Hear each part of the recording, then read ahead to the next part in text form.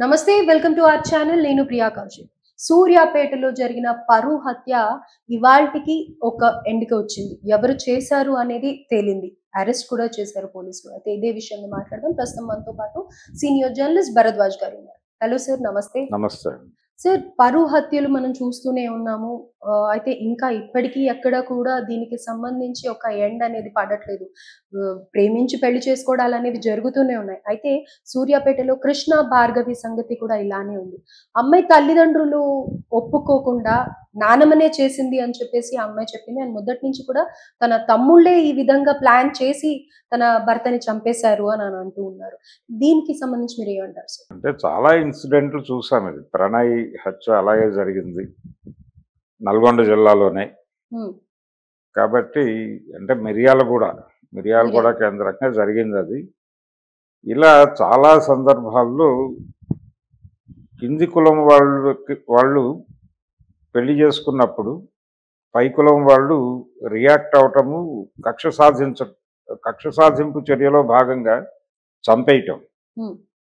ఇది ఒక్క ఆంధ్రప్రదేశ్లోనో మరొక చోటో కాదు. ఆంధ్రప్రదేశ్లోనో తెలంగాణలోనో తెలుగు రాష్ట్రాల్లో మాత్రమే కాదు, జాతీయ స్థాయిలో చాలా చోట్ల ఈ తరహా ధోరణులు కనిపిస్తున్నాయి. అయితే ఈ తరహా ధోరణుల మీద మహారాష్ట్ర నుంచి ఒక నిరసన గళం తెలియజేస్తూ వాళ్ళు ఒక సినిమా కూడా తీశారు పరువు హత్యల నేపథ్యంలో. అంటే ప్రధానంగా ఏంటంటే తమ కులం కలుషితం అయిపోతుంది అనేటువంటి ఒక గొడవ. అయితే కొన్ని సందర్భాల్లో ఏం జరుగుతుందంటే ఇది గ్రామీణ భూస్వామ్య వ్యవహారానికి సంబంధించి ఇంకా ఈ పట్టుదలతో ఉన్నారు. కానీ కొన్ని చోట్ల కొన్ని కులాల్లో ఆడపిల్లలు దొరక్క ఇతర కులాల నుంచి వీళ్ళే తీసుకొచ్చి పెళ్లిళ్ళు చేసుకుంటున్నారు. వాళ్ళని ఇంకెక్కడో దత్తతిచ్చి వాళ్ళ ఇంటి పేరు మార్చి, అవి ఫార్వర్డ్ క్యాస్ట్లోనే జరుగుతున్నాయని కూడా వింటున్నాను. ఫార్వర్డ్ క్యాస్ట్లోనే ఆడపిల్లలు దొరక్క ట్రైబల్ అమ్మాయిలను కూడా తీసుకొచ్చి ఇక్కడ వేరే దత్తతిచ్చి వాళ్ళకి ఇంటి పేరు మార్చి పెళ్లిళ్ళు చేసుకునే పరిస్థితి నడుస్తోంది. అంటే కాస్ట్ అనేది ఎంత బలంగా ఆపరేట్ అవుతోంది అనేది అర్థమవుతుంది.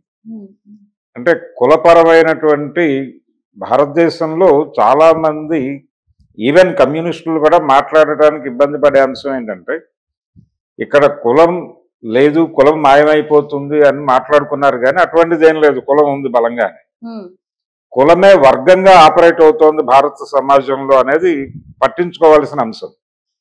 కులం వర్గంగా ఆపరేట్ అవటం వలన వాళ్ళు కింది కులాల వాళ్ళు వీళ్ళ అమ్మాయిని తీసుకెళ్ళిపోతే అదేదో అంటే క్లియర్గా అమ్మాయి చెప్పింది ఈ ఇన్సిడెంట్లో.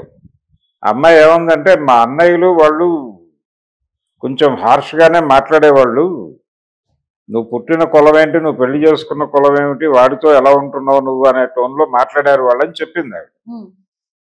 ఈ పరిస్థితి కనుక గమనిస్తే ఇదేదో అంటే కుటుంబ పరువు కాపాడటము, లేకపోతే కుల పరువు కాపాడటము, మతం తాలూకా పరువు కాపాడటము, ఇదంతా ఆడవాళ్ల బాధ్యతగా మాట్లాడేస్తున్నారు.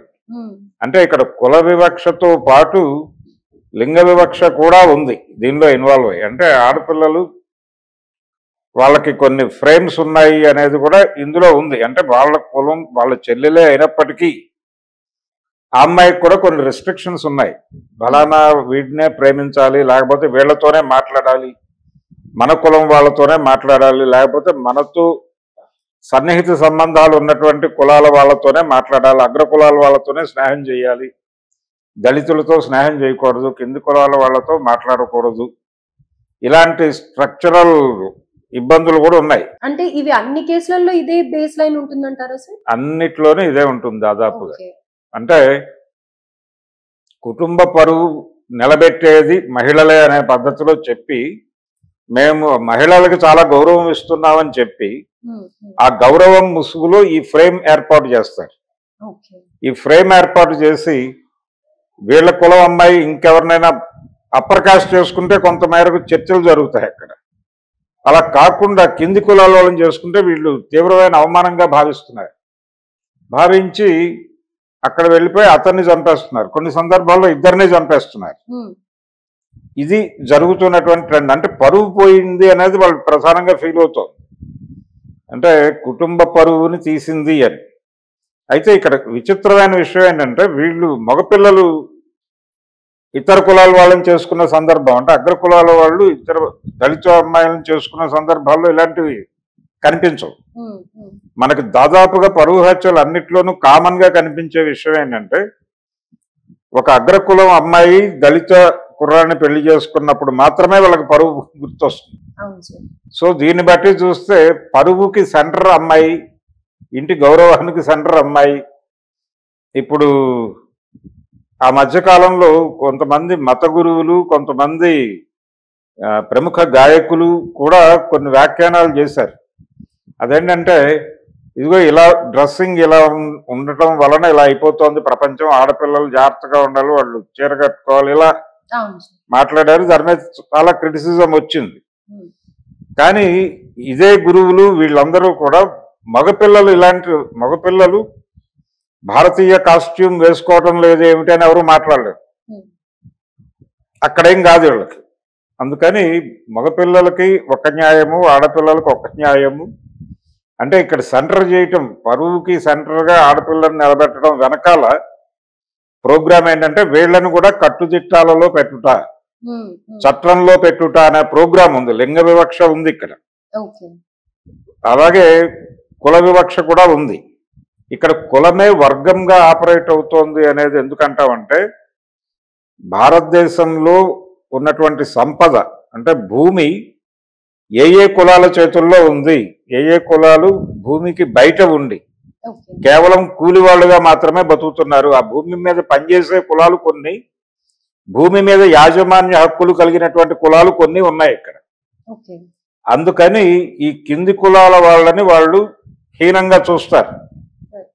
ఇవన్నీ శ్రామిక కులాలు ఆధిపత్య కులాలుగా చీలిపోయి ఉంది సమాజం భారతదేశంలో.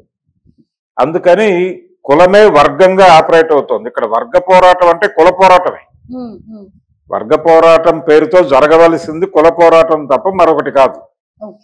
వర్గం అనే పేరు చెప్పి కమ్యూనిస్టులు కన్ఫ్యూజ్ చేసే ప్రయత్నం చేస్తున్నారు. ఈ కన్ఫ్యూజన్ తీసి అవతల పెట్టేస్తే ఇక్కడ కులమే వర్గంగా ఆపరేట్ అవుతోంది అనేటువంటి ఒక క్లారిటీతో వెడితే తప్ప ఈ సమస్య పరిష్కారం కాదు.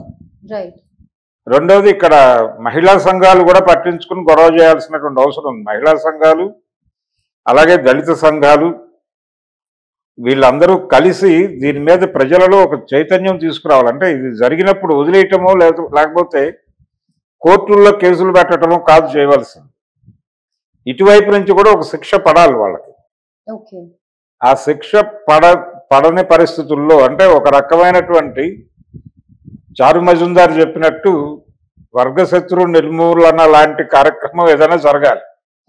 వర్గశత్రు నిర్మూలన అంటే తమ జీవితాలకి లేకపోతే తమ పోరాటాలకి అడ్డుగా నిలబడి తమ ఎదుగుదలని అడ్డుకుంటున్నటువంటి వాళ్ళని నిర్మూలించటం తప్పు కాదు అని చెప్పి ఓ సిద్ధాంతం చెప్పాడు ఆయన, చారు మజుందార్ గారు. కాబట్టి ఆ సిద్ధాంతం ప్రకారం వర్గశత్రు నిర్మూలన లాంటిది ఏదో జరిగితే తప్ప ఈ పరువు హత్యలు కంట్రోల్ అయ్యే పరిస్థితి అయితే లేదు. సార్ ఇవి ఎక్కువ రూరల్ ఏరియాస్ లోనే మనం చూస్తూ ఉంటాం కదా సార్, ఎందుకని వాళ్ళే ఎక్కువ ఇంపాక్ట్ చూపిస్తూ ఉంటారు? రూరల్ అర్బన్ అనేది లేదు అసలు.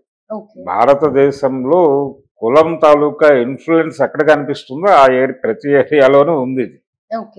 పట్టణాల్లో ఉన్నటువంటి చోట ఏంటంటే అగ్రకులాల మధ్య ఒక అడ్జస్ట్మెంట్ ఉంటుంది. ఆ అడ్జస్ట్మెంట్ లో వీళ్ళు అంటే వాళ్ళు పవర్ షేరింగ్ లో కూడా ఈ కులాంతర వివాహాలు చేసేసుకుంటూ ఉంటారు అగ్రకులాల్లో. ఇక్కడ ప్రాబ్లం ఎక్కడ వస్తుందంటే కింది కులాల వాళ్ళ దగ్గరికి అమ్మాయి వెళ్ళిపోయి పెళ్లి చేసుకున్నప్పుడు మాత్రమే ప్రాబ్లం వస్తుంది, ఇంకెక్కడా ఉండదు. ఇది మనకు ప్రధానంగా ఇప్పుడు మిర్యాలగూడలో జరిగినటువంటి ఇన్సిడెంట్ అది కొంచెం అర్బన్ ఏరియానే, మరీ రూరల్ ఏరియా కాదు అది. ఇప్పుడు జరిగింది ఈ ఇన్సిడెంట్ రూరల్ ఏరియా. రూరల్ ఏరియాలో కొంచెం ఎక్కువ కాన్సన్ట్రేషన్ ఉంది, అంటే డిస్కషన్ మొదలవుతుంది. అంటే రోడ్డు మీద ప్రతివాడు అడగటం మొదలు పెడతాడు, ఏంటి మీ చెల్లెలు లేకపోతే మీ కూతురు వాడిని చేసుకుందట, లేకపోతే మాలపల్లిలో వాడిని చేసుకుంది, లేకపోతే మాదిగూడెంలో వాడిని చేసుకుంది, మీరు కంట్రోల్ చేయలేకపోయారా, అంత అసలు పెంపకం ఇలా ఉందా అని కూడా ఓపెన్ గా మాట్లాడేస్తారు. మొహం మీదనే అంటారు కాబట్టి అది అది కొంచెం ఎక్కువ తీసుకునే వాళ్ళు, అంటే మేము సమర్థులమే అని చెప్పుకోవటానికి సమాజానికి, అంటే వాళ్ళ కులం తాలూకా సమాజానికే మేము చాలా సీరియస్ గా ఉన్నాం ఈ విషయం మీద, మీరు జోకులేయకండి అని అర్థం చేయించటం కోసం ప్రపంచాన్ని, అంటే పరువు హత్య అని ఎందుకు అంటున్నారంటే దీన్ని తమ పరువును నిలబెట్టుకోవడం కోసం వెళ్ళి వాళ్ళని చంపేయటం. ఆ అమ్మాయి ఒక యూనిట్, ఆ అమ్మాయి నా కూతురే కావచ్చు, లేకపోతే నా చెల్లెలే కావచ్చు, అది మా ఇంట్లో పుట్టింది అంతవరకే. కానీ ఆ అమ్మాయి బ్రాటప్, ఆ అమ్మాయికి ఉండేటువంటి ఐడియాలజీ అదంతా వేరు. ప్రతి మనిషి ఒక యూనిట్. ఇప్పుడు ఆడపిల్లలు కావచ్చు, మగపిల్లలు కావచ్చు, తల్లిదండ్రుల పద్ధతిలోనే ఉండాలనే రూల్ ఏం లేదు. పుట్టిన తర్వాత వాళ్ళు ఒక యూనిట్లే, వాళ్ళ జ్ఞానం వాళ్ళదే, వాళ్ళ జ్ఞానానికి వీళ్ళ జ్ఞానానికి సంబంధం ఉండాలని రూల్ ఏం లేదు. కాబట్టి వాళ్ళ బిహేవియర్కి వీళ్ళ బిహేవియర్కి కూడా తేడాలు ఉంటాయి ఖచ్చితంగా. కాబట్టి డెమోక్రటిక్గా వాళ్ళను ఒక యూనిట్గా చూసి, అవును ఆ అమ్మాయికి అలా అనిపించింది, వెళ్ళిపోయింది, మేం చేయగలిగింది ఏముంది అనే మాట వీళ్ళు మాట్లాడితే విషయం క్లియర్ అయిపోతుంది అక్కడే. కానీ అది మాట్లాడటానికి వీళ్ళకి మొహమాటం. ఆ మొహమాటానికి కారణం ఏంటంటే మేము ఈ అహంకారం. రెండోది వీళ్ళకి ఇంటర్నల్ గా ఒక బర్నింగ్ ఉంటుంది. ఆ బర్నింగ్ ఏంటంటే ఈ అమ్మాయి వెళ్ళిపోయి అక్కడ పెళ్లి చేసుకోవటం అనేది. కొన్ని సందర్భాల్లో అంటే దీని మీద చాలా డిస్కషన్, చాలా కాలంగా నడుస్తున్నటువంటి చర్చ ఉంది. అందుకని ఇవి కంట్రోల్ కావటం అనేది ఈ మధ్య కాలంలో ఇంకొంచెం ఇంటెన్సిఫై అవుతున్నాయి. ఇవి అంటే కింది కులాల నుంచి ఒక రకమైనటువంటి ఆత్మగౌరవ నినాదాలు మొదలయ్యి మేమేం తక్కువ అనే ధోరణిలో వాళ్ళు మాట్లాడటం మొదలు పెడుతున్నారు. అది వీళ్ళకి ఇంకా హర్టింగ్ గా ఉంటుంది. అలాగే ఆడపిల్లలు కూడా మీరేంటి మమ్మల్ని కంట్రోల్ చేసేది అన్న టోన్లో మాట్లాడుతున్నారు. ఇవి కూడా వాళ్ళకి నచ్చట్లేదు. సమాజం నుంచి వచ్చే గొడవ, వాడి కమ్యూనిటీ నుంచి వచ్చే వెటకారపు మాటలు తట్టుకోవటం అనేది ఒక గొడవ అయితే, తమ కంట్రోల్లో ఉండాల్సినటువంటి ఆడపిల్లలు ఎదురు తిరిగి మాట్లాడటం వాళ్ళని నిలవనివ్వట్ల. ఇది కూడా కారణం. అలాగే తమ కాళ్ళ కింద పడి ఉండేటువంటి కులాల వాళ్ళు మాట్లాడటం మొదలు పెట్టడం కూడా వాళ్ళకి నచ్చట్ల. అందుకని చంపేయటమే మార్గం అనే పద్ధతిలో వ్యవహరిస్తున్నారు. ఎప్పుడైతే వాళ్ళు చంపేయటమే మార్గం అనుకున్నారో, ఇటు నుంచి కూడా అలాంటి కార్యక్రమం ఒకటి జరిగితే తప్ప ఇది కంట్రోల్ అయ్యే పరిస్థితి ఉండదు. అంటే ఒక రకమైన సాయుధ పోరాటం జరిగే పరిస్థితి వాళ్ళే తెచ్చుకుంటున్నారు. ఎప్పుడైతే వాళ్ళు ఆయుధాలతో మీద పడుతున్నారో అనివార్యంగా వీళ్ళు కూడా ఆయుధాలు తీయక తప్పని పరిస్థితి ఏర్పడుతుంది. సో ఆత్మరక్షణ పోరాటంలోకి వీళ్ళు వెళ్లే పరిస్థితి తీసుకొస్తున్నారు వాళ్ళు. ఈ పరిస్థితి తీసుకురావడానికి అంటే హింస వీళ్ళ ప్రోగ్రామ్ అని నేను అంటలేదు. రేపు ఎప్పుడైనా ఒకవేళ ఈ పరువు హత్య వాళ్ళు చేయటానికి ప్రయత్నం చేసి విఫలమైతే, ఈ ప్రేమికులు వెళ్ళి ఆ తల్లిదండ్రులను చంపేస్తే సమాజం ఎలా రియాక్ట్ అవుతుంది అనేది చూడాలి. చంపేస్తే ఇదేంటి కన్న తల్లిదండ్రుల్ని చంపేశారు అని మళ్ళీ అలా రియాక్ట్ అవుతుంది. ఇది ఒక ప్రమాదం. వాళ్ళు ఆల్రెడీ ఒక ఎఫర్ట్ చేశారు, ఒక ప్రయత్నం, అది వికటించింది. దాంతో వీళ్ళు తమను తాము కాపాడుకోవడం కోసం ఆ హత్య చేశారని ఎవడు మాట్లాడు మళ్ళీ.